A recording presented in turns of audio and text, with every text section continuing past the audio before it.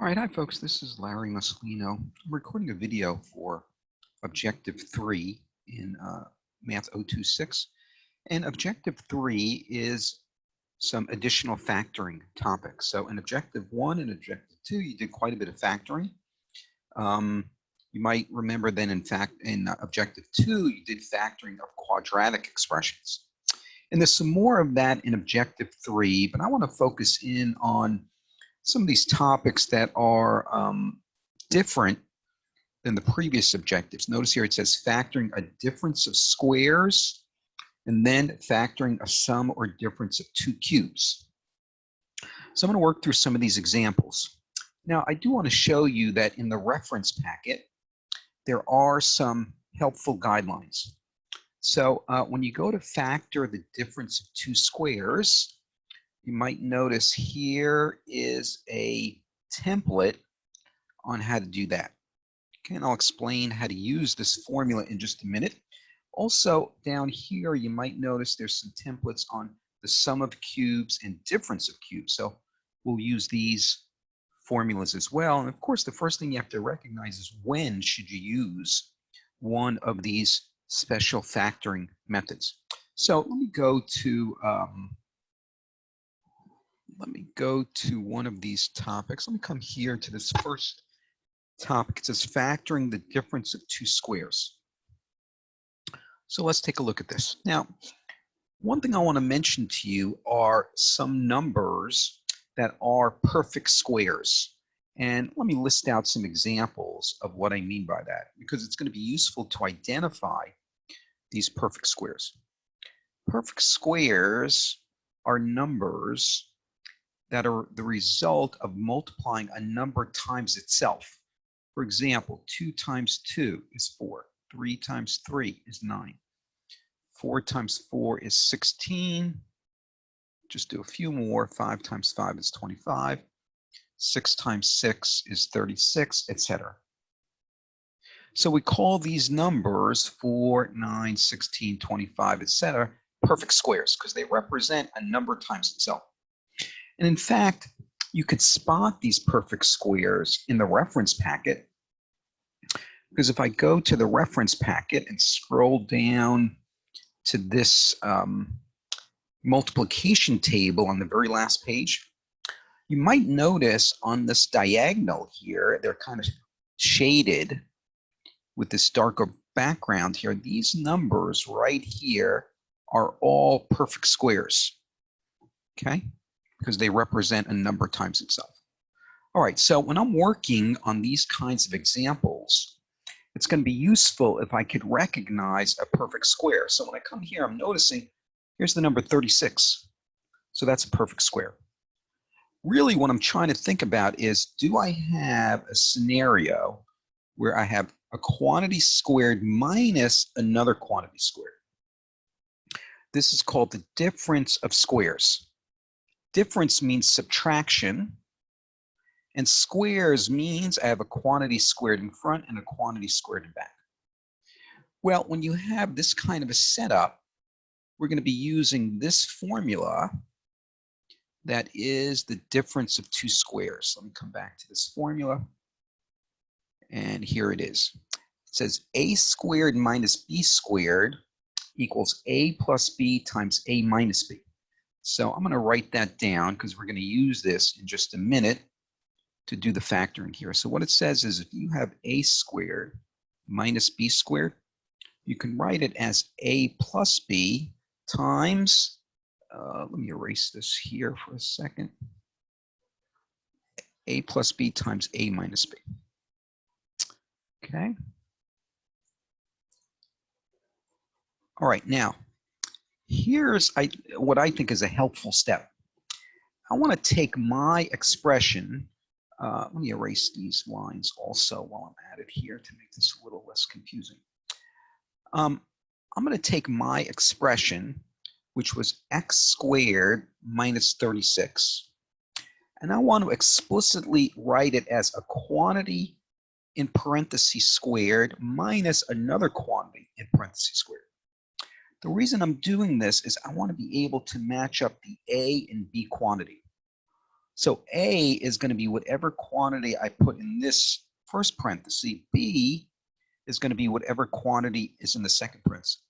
Once I identify A and B, it's going to be easy for me to plug in to this formula. All right, let me look at x squared. Well, I could write that as just the quantity x being squared. Let me look at 36. Well, I know 36 is 6 times 6. So really 36 you can rewrite as 6 squared. So I'm rewriting the original expression, x squared minus 36, as x in parentheses squared minus the quantity 6 in parentheses squared. The reason I went to all this trouble is now I'm noticing that my A matches up to x, and my B value matches up to the number 6. Well, now I could just go plug in. In place of A, I'm going to drop in an x. And in place of B, I'm going to drop in the number 6. And the formula tells me to put a plus sign in the first parenthesis and put a minus sign in the second parenthesis. Okay, so by matching up the quantities A and B to my example, I can then plug in to this right side of the formula, and that'll give me the factoring answer I'm looking for. If you wanted to check your answer, you could remultiply these parentheses back together using a FOIL multiplication and convince yourself you get back to the starting expression of x squared minus 36. All right, so the answer to this problem was x plus 6 times x minus 6. All right, let's go to another example on difference of two squares. Again, just to remind you, the way you'll know to use the difference of two squares is first you're going to have to see a subtraction, because the word difference means subtraction, and the quantity in front has to be able to be written as a quantity squared, and the expression in the back has to also be able to be written as a quantity squared. That's how you know you fit the pattern of a squared minus b squared. All right, let's take a look here at another example.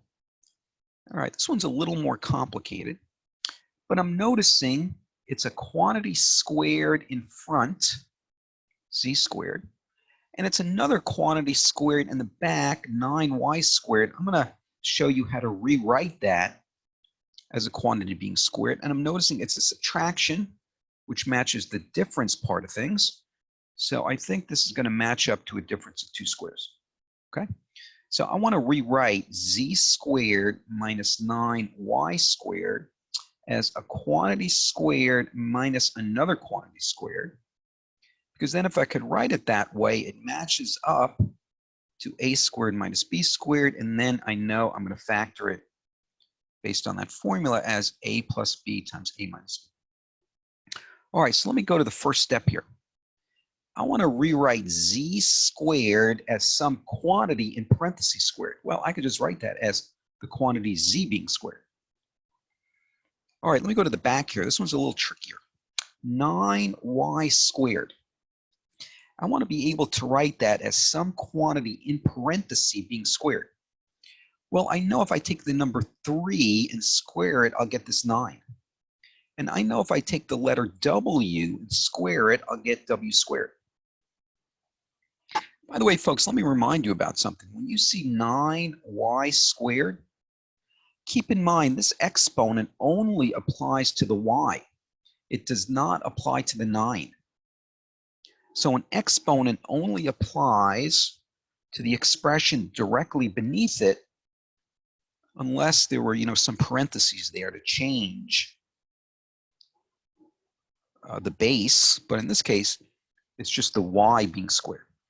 All right, well, now I can see what's happening here. A matches up to the letter z,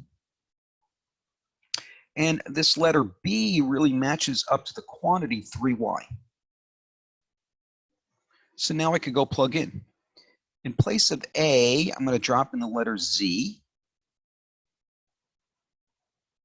And in place of b, I'm going to drop in the quantity 3y. So I'm going to put a 3y here, and a 3y in back here. The formula says make the first parenthesis contain a plus sign, the second parenthesis contains a subtraction sign. So this is the answer to this example. Again, if you were to remultiply this as a check, you would convince yourself you get back to the starting expression. Okay, why don't we do one more example like this? So let me go here. This one says factoring involving a greatest common factor and a difference of squares. All right, let's take a look at this one.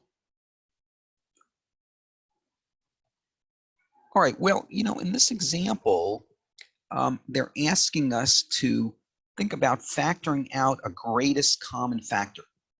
Now, I should mention to you that for any factoring problem you're doing, doesn't matter what the factoring question is. For any factoring question, you should always check for a greatest common factor as the first step. Okay, so that's important to always check for a greatest common factor. You know, in the examples we just did a few minutes ago, there were no greatest common factors. But in this example, there is going to be a greatest common factor. All right, so let's try to figure out, is there a greatest common factor that I can factor out? Let me start with the numbers. So I'm seeing an 80 and a 45. What's the largest number that will evenly divide into 80 and 45? Well, if you think about it, the number 5 can evenly divide into both 80 and 45, and there's no other larger number that would evenly divide into 80 and 45. So I know 5 is going to be part of the greatest common factor. Now let me look at the variable. Well, I'm seeing a u to the 1 and a u to the 3. Well, you might remember the greatest common factor is the smallest exponent you see, so the greatest common factor is going to be u to the 1. I could just write it as 5u. All right, so let me factor out in front 5u.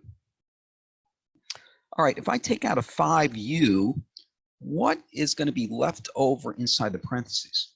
Well, I need 5u to multiply some quantity in this first box to get back to 80u. Well, 5 times what number equals 80? And by the way, you can go to that multiplication table in the back of the reference packet for some help on this, but it turns out 5 times 16 equals 80. And then 5u times 16 would get me back to 80u, so that's good. Now, let me go to the back here. 5u times what quantity would get me back to 45u to the third? Well, I know 5 times 9 would get me back to the 45 part, and u times u to the 2 would get me back to the u to the third. So this is the result of factoring out the 5u. All right, so let me write it here. 5u times 16 minus 9u squared. All right, but I'm not done yet because I want to keep going, if possible, to factor what's inside the parentheses. Well, you might notice what's inside the parentheses is the difference of two squares. It's a difference because it's a subtraction. 16 is a perfect square. It's 4 times 4. And 9u squared is a perfect square also. So let me do my little setup here where I'm going to write 16 as 4 squared. And I'm going to write 9u squared as 3u in parentheses squared. All right, now that I did that, I know that the a matches up to this number 4, and the b matches up to this 3u. This is very similar now to the example we just did a few minutes ago. All right, so let me write the final answer here. I have to bring that 5u down with me because that's the greatest common factor in front. Now, remember the formula says I should be writing a plus b times a minus b in these parentheses. Well, I know my a is the number 4. So I'm going to put a 4 in front. And I know my B is the expression, we write over here, A matched up to 4 and B matched up to 3U in our example. So in place of B, I'm dropping in the expression 3U. And the formula says put a plus sign in the front parenthesis, put a subtraction in the back parenthesis.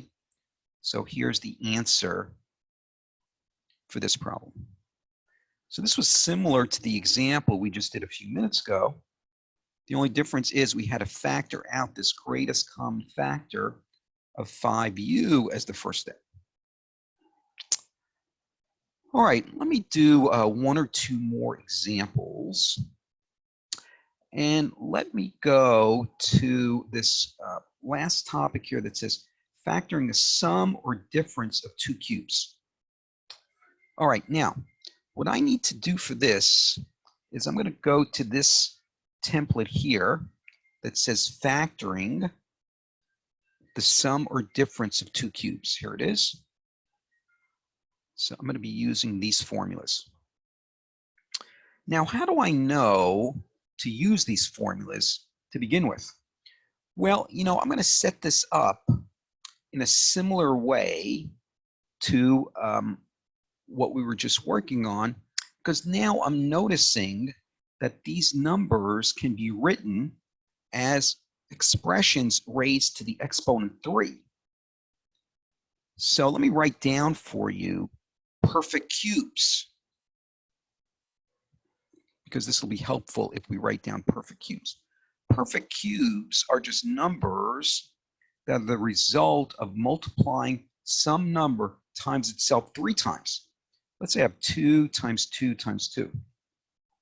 Well, that's 8. How about 3 times 3 times 3? Well, that's 27. 4 times 4 times 4 is 64. I'll do one more. 5 times 5 times 5 is 125. Of course, I could write this as 2 to the third, 3 to the third, 4 to the third, and 5 to the third. Well, these numbers are called perfect cubes. So if I see one of these numbers popping up in the expression, that gives me a hint that I might be working with the sum of cubes or the difference of cubes. Now, how do I know whether to use the sum or the difference formula? Well, for the sum, there's a plus sign in the middle. For the difference, there's a subtraction. I notice in our example, I'm seeing a plus sign.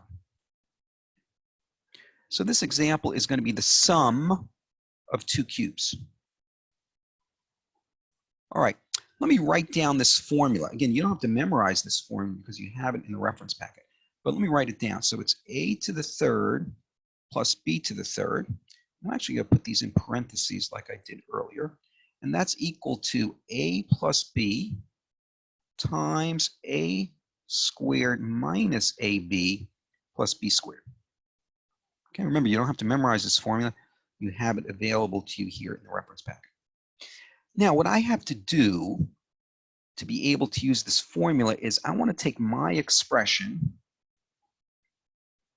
and rewrite it as some quantity to the exponent 3 plus another quantity to the exponent 3. Because if I could do that, the quantity in this parenthesis will match up to A, and the quantity in this parenthesis will match up to B. All right, so let's do it. I'm looking at the number 64. Well, I know the number 64 is really the same as 4 to the third. So I'm going to put a 4 in this parenthesis. All right, let me come to the back parenthesis. I'm seeing the number 27. 27 can be written as 3 to the third.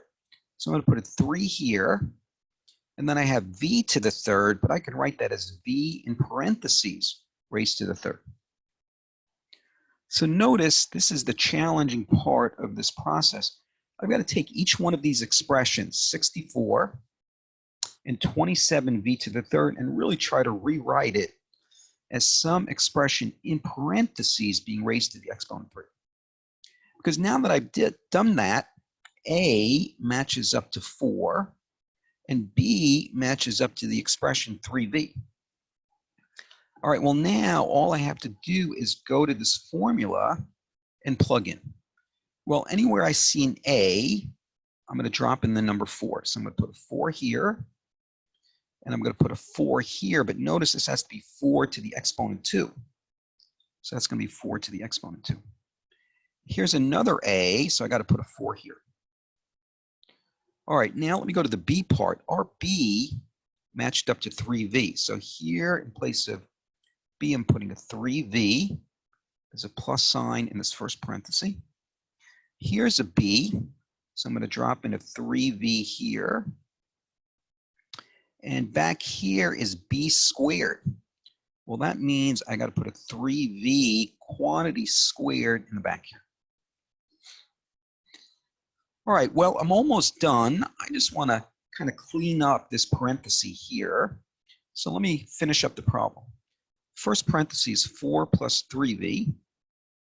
All right, let me come over here. Well, 4 to the exponent 2, that just means 4 times 4. So that's 16. Here I have 4 times 3, so I can multiply those numbers to get 12. And back here, I have 3V squared. Well, let me come off to the side. 3V squared really means take 3V times itself. Well, 3 times 3 is 9, and V times V is V squared. So I'm going to put 9V squared back here. And that's it. That's my answer. And if you want to double check this, you could remultiply these two parentheses together. It'd be a little messy to do it, but you could do it if you wanted to. And if you were to remultiply this first parenthesis times the second parenthesis, you would see that you would get back to 64 plus 27V to the third. Because what would happen is if you really did remultiply these back out, you'd see quite a few expressions would cancel each other out, and you would be left with 64 plus 27V to the third. All right, so the key to this process was taking each one of the starting expressions like 64, rewrite it as some quantity to the third, take 27V to the third and write it as some quantity in parentheses to the exponent 3.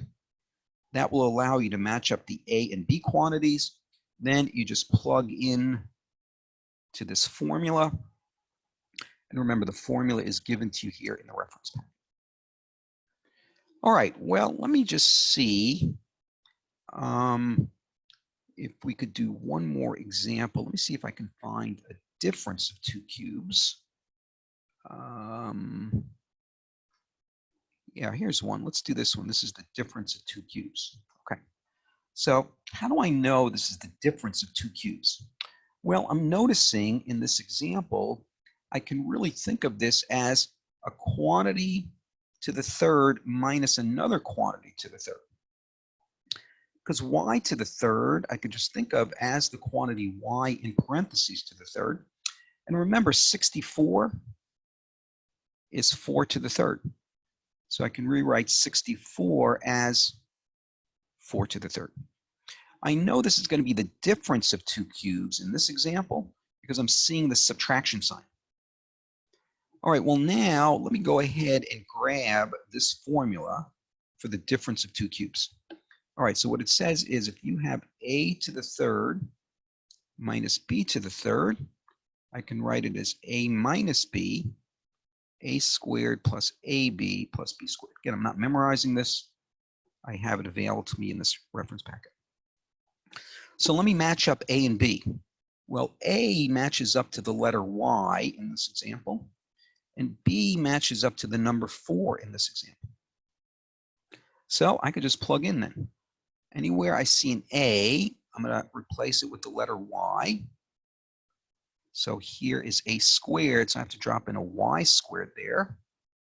And here's letter A, so I'm going to put a Y there. And B is the number 4. So anywhere I see a B, I'm going to put a 4. The formula tells you put a subtraction in this first parenthesis. Here's another B, so I'm going to put a 4. And then back here is B squared. That's going to be 4 squared. Let me just rewrite this to kind of clean it up a little bit.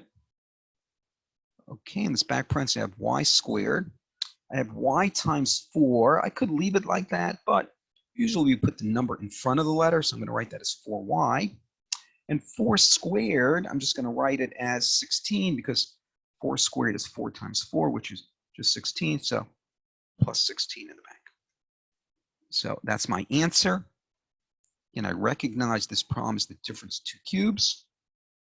I set it up using this formula for difference of 2 cubes. But to use this formula, I've really got to identify what does A match up to and what does B match up to. Because once you know what A and B match up to, then you can plug into this formula to get the final answer. All right, folks, hope this is helpful as you're working in Objective 3. Let me know if you have any questions.